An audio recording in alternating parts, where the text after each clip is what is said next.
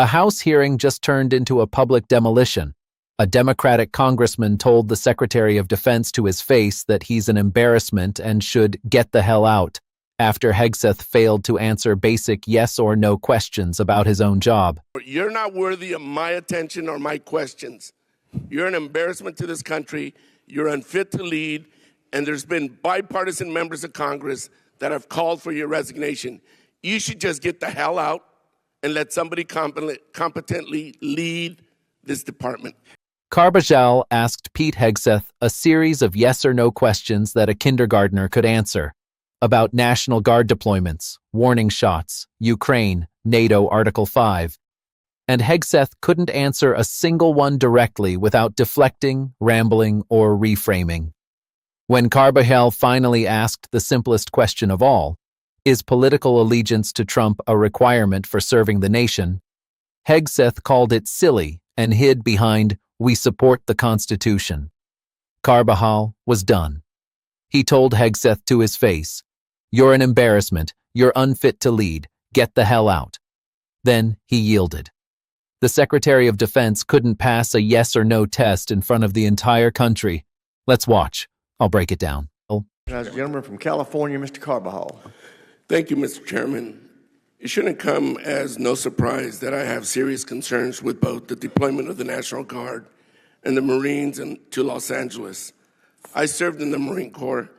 We are trained to be warfighters, not for crowd control. Everyone here should be alarmed that the President has sent armed forces into a city against the wishes of a governor and mayor. I am concerned this administration is purposely escalating the situation with this step and politicizing our armed forces in the process. Let's call it for what it is. It's political theater. Hegseth, are the Marines in Los Angeles ordered to protect property by any means necessary? Sir, I would say the ICE officers and police officers being attacked is not political theater. The National Guard and Marines, just yes or no. Just yes or no. The National Guard and Marines have the full authority to protect federal ICE agents. Yes or no. Can you just say yes or no? This isn't Fox anymore. Just yes or no. They're there to protect federal agents and federal. Another BS answer. Under the SRUF, the use of force, are Marines allowed to fire warning shots? No.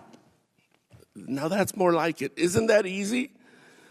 Well, I'm going to beat this drum because you refuse to take responsibility. Will you take responsibility for having made a mistake, not to mention many people would say break the law, in participating in the Signal group chat that included a journalist, your wife, your brother, where classified information was shared? Sir, every way I communicate is authorized. Okay, if you want to say that. I have called for your resignation. I didn't think you were qualified before your confirmation, and you have done nothing to inspire confidence in your ability to lead competently. You broke the law in sharing classified information, and in doing so, endangered the lives of our service members that you are responsible for. Your inability to hold yourself accountable makes you incapable to lead. This alone makes you unfit to be the Secretary of Defense. Secretary, do you think the United States should continue supporting Ukraine in its fight against Russia, a nation that is hostile towards the United States? Well, as you know, sir, President Trump is committed to peace. No, I just want yes or no answers. Today, the United States has spent billions of dollars. Yes or no? Yes or no? Over years. Just yes or no. Can I get a yes or no out of you? We continue to send. Come on. Presidential drawdown. It's that easy. Kindergartners can give me a yes or no. Yes or no. Yes, we support peace in Ukraine. Come on. Is this really leadership? You're an embarrassment to the United States. If Russia invades NATO allies, are you going to recommend to the president that we fulfill our Article 5 obligations? Well, Russia has not invaded NATO allies. No. President Trump has invigorated the NATO No. alliance. I reclaim my time. Yes or no? It's that simple. There's Article 5 in NATO, which we recognize. So is the answer yes or no? That's what Article 5 is, yes. Good. I'm glad you brought yourself to saying yes. Do you think political allegiance to Trump is a requirement for serving our nation, either in uniform or a civilian in the department? I'm incredibly proud, as are millions of Americans. No. Not today, Hegseth. Yes or no? Congressman, you know what a silly question that is. But silly enough to warrant a very straightforward answer. Yes or no? We all support and defend the Constitution of the United States. You know what? Proud I'm not going to waste my time anymore. You're not worthy of my attention or my questions. You're an embarrassment to this country. You're unfit to lead. And there's been bipartisan members of Congress that have called for your resignation. You should just get the hell out and let somebody competently lead this department. Mr. Chairman, do we not have any decorum in here?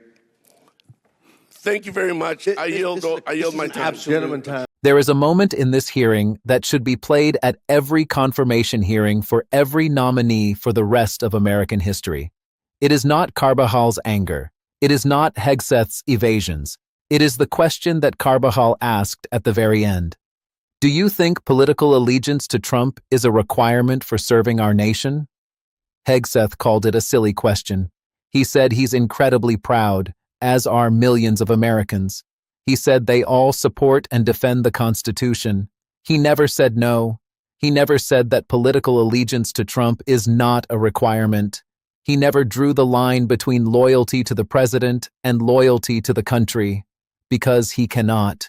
Because for this administration, for this Secretary of Defense, for the people who have been appointed to the highest positions in the land, there is no line. There is only Trump. Carbajal started with the deployment of National Guard and Marines to Los Angeles. He served in the Marine Corps. He knows what Marines are trained to do. They are warfighters, not crowd control. The president sent armed forces into an American city against the wishes of the governor and the mayor. Carbajal called it what it is, political theater. He asked Hegseth if the Marines were ordered to protect property by any means necessary. Hegseth gave a long answer about ICE officers being attacked. Carbajal asked for yes or no.